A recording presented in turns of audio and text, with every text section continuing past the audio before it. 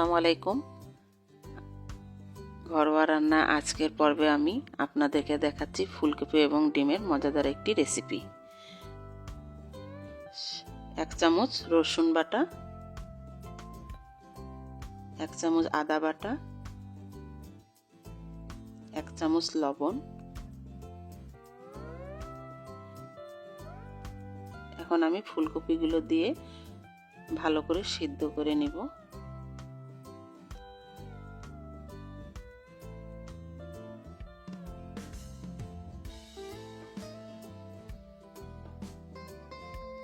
আমি এখানে হলুদ দিতে ভুলে গিয়েছিলাম, তাই এখন আমি 1 চামচ হলুদ দিব।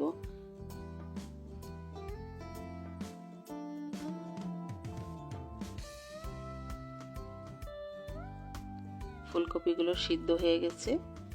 এখন আমরা কড়াইতে তেল দিয়ে ফুলকপিগুলো সুন্দর করে লাল লাল করে ভেজে তুলে নেব।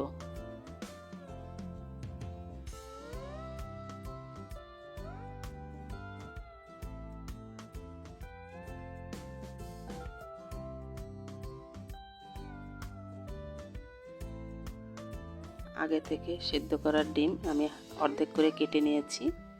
তাতে লবণ পরিমাণ মতন দিতে হবে এবং হলুদ গুঁড়ো দিয়ে ভালোভাবে মেখে নিয়েছি।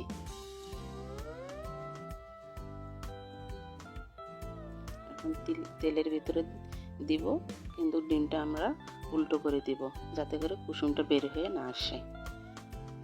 ডিমটা লাল লাল হয়ে গেলে আমরা ডিমটাকে তুলে নেব।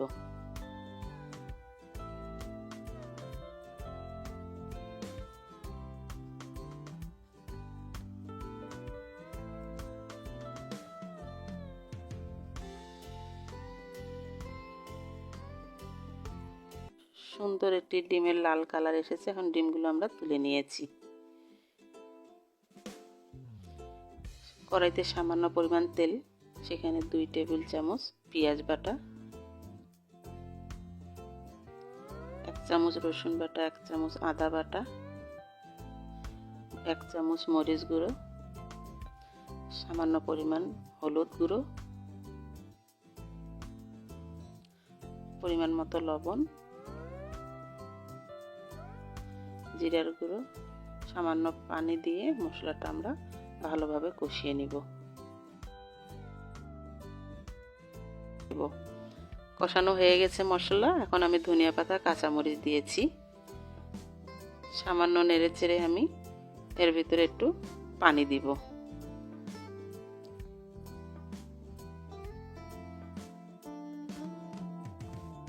পানিটা একটু গরম হয়ে আসলে তাতে আমি ছেড়ে দিব ফুলকপি এবং ডিম।